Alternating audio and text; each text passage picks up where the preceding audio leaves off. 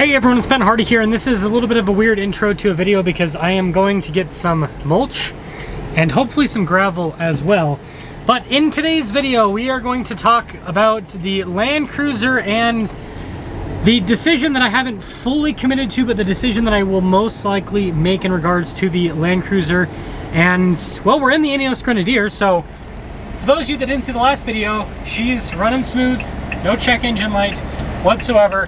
Still have the annoying beeping from the speed warning thing, which, by the way, that is the most common thing I do in this car, is turning off the speed warning, which honestly doesn't annoy me all that much. But all these updates will come in today's video, and I guess we'll also see if I'm able to get some good old-fashioned mulch and gravel.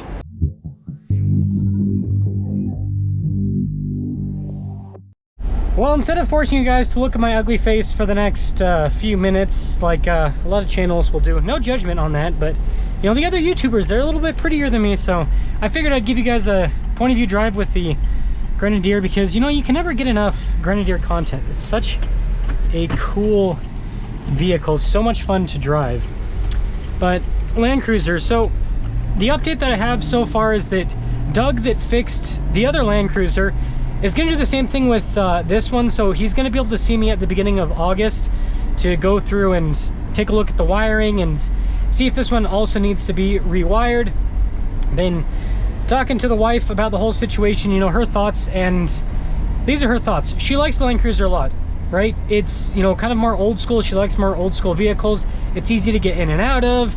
It has keyless entry, which is really good for her because her hands are usually full, and so having a system where she can just kind of like easily lock and unlock the car, that's also very helpful as well. So yeah, it's got all the stuff that she wants, but the airbag stuff is really not okay with her, because, and it's not okay with me either, right? You know, God forbid something happens and the airbags don't deploy because the system has some sort of whatever happening with it. Like, that's not good. That's not good at all. And so we've been kind of going back and forth, like, well, do we keep it? Do we sell it, right? After we fix it, you know, do we just wait for this to happen again? Because just like the last one, it'll probably be like a big band-aid, where because the Land Cruiser just inherently has issues with the roof, right? Not just that specific Land Cruiser, but Land Cruisers in general, you know, we're probably gonna have to replace something in the future. It's, I don't know, it's kind of back and forth. So what I've been kind of thinking at this point is that we do in fact get rid of the Land Cruiser, but the problem with that is I have no clue what vehicle to replace it with, because we've literally been through everything. And because we've been through everything, it's kind of like, where do we go next? Now, I've had a lot of people suggest the new Land Cruiser or the new Lexus GX 550. I'm just gonna put this out here, probably stop. I mean, you can suggest it, right?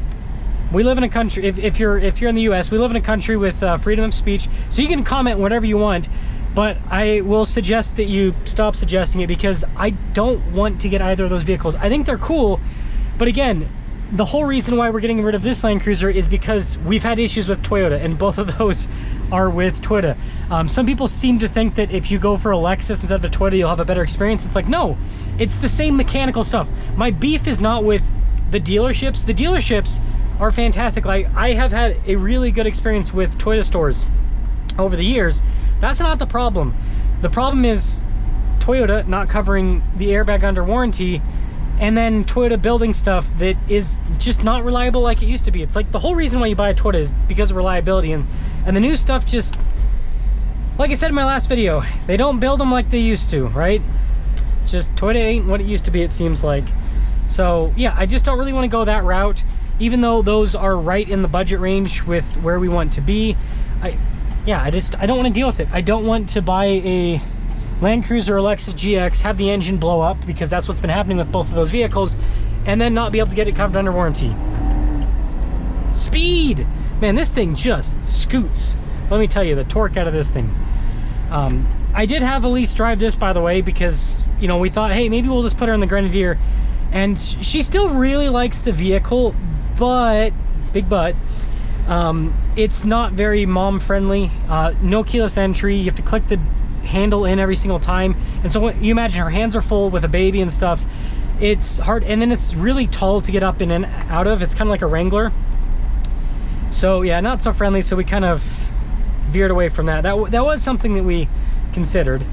And so that really does leave us with kind of like two options at this point. And here are the options at this point. The previous gen 4Runner is one option, so getting a new 24 TRD Pro, kind of like what we had. Now, my wife isn't too keen on that option because she got sick of the 4Runner after a little bit of time just due to the acceleration, right? And it's completely understandable. We live at almost 5,000 feet above sea level, and the 4Runner is already pretty lethargic. At almost 5,000 feet above sea level, it is extremely lethargic. Like, it cannot get out of its own way. And so, you know, it has a lot of the same features as the Land Cruiser at a lower price point, and, you know, since it's less complex, it's supposed to be more reliable, yada, yada, yada. But yeah, just speed is not really a thing. And so we have now started to converse again about getting another Defender. Now, I made a video, not a lot of people watched it, where I said, hey, should I give Land Rover another chance? And the reason we're kind of leaning towards that is you can get, you know, relatively new Defenders pre-owned with low mileage for pretty good deals because Land Rover depreciation. And our experience with Land Rover, although it wasn't perfect, was much better than our experience with Toyota, because although things broke, you know, things also have broken on the Toyota, and at least they were covered under warranty every single time. And we also, you know, had loaner vehicles offered every single time we didn't accept them because we didn't need them. But it was just a much better, like, customer service experience with the manufacturer. And then the dealerships, like I said, Toyota dealerships here, they've been really good. I haven't had any beef with that. But the biggest thing is with the manufacturer. Land Rover stepped up every single time, right? I didn't have to say anything. They just stepped up. Like, they made it super simple.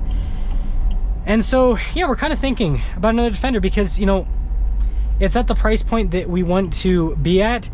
And Elise really, really liked the Defender. She loved how it drove. Like, when it was working, it was great. And, you know, it had three times where it gave us, you know, trouble over a year, which, yeah, that's frustrating, but it's not like it was out of commission for a long time. It was, I think we lost like a total of 3 weeks of that vehicle in terms of having it at a shop. So 3 weeks out of a year, yeah, that's not ideal, obviously, but it's not as bad as it could be. And so that's kind of where we're leaning. And so I don't know, let me know what you guys think in the comment section below about this situation, like what route we should go. But I don't know, I think that I'm done with Toyota outside of maybe a 4Runner. The only reason why I'd be willing to do a 4Runner is I know so many people that have had 4Runners and have 400,000 miles on them and have had zero issues, like literally zero issues whatsoever. And so, you know, even though it is still Toyota, I wouldn't have to deal with Toyota because I probably wouldn't have to have any warranty claims, probably. But yeah, I don't know. If there's any other vehicles, let me know what you guys think.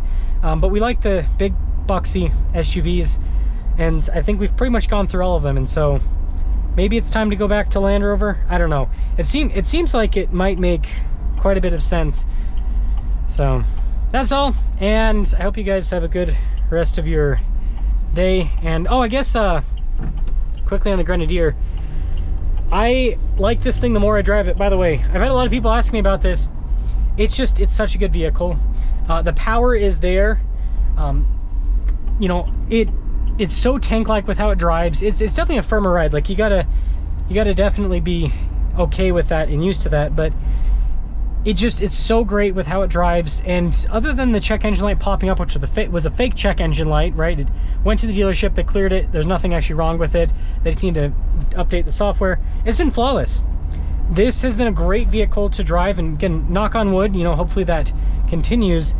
But I really like this, and, you know, I guess spoiler alert to a future video, it's making me think that we might get rid of the Wrangler in the very near future, because I prefer this off-road compared to the Wrangler. I took this off-road. If you haven't seen that review, I recommend go and watch it. And this did so much better than I expected, and I still have the dinky stock tires. I will be putting 33.5s on this pretty soon. I have a Defender demo coming in from Land Rover, funny enough, in the next few weeks. I want to do an off-road comparison with this against the Defender, just to like really show like old school versus new school off-road. And then after I do that, then I will put on the 33.5s and take this off-road again. And again, judging by how this did with these stock tires that are tiny, I think that after I put the bigger tires on it, I'm probably just not going to be interested in owning a Wrangler anymore, because although the Wrangler's a cool vehicle and I love the V8 and everything, you know, I don't really like how that off-roads. It's so dedicated to rock crawling, that it kind of sucks at all the other type of off-roading, whereas this can do the rock crawling stuff really well, but it can also do the overlanding, and it can also do just like, you know, dirt country roads and everything. It's so much better than the Wrangler, which is sad for me to say, because I'm such a Jeep person. I love Jeeps so much. So yeah, anyways, I'll stop rambling. I'll let you guys go and wish me luck at the old mill. Hopefully hopefully they have the stuff that I need.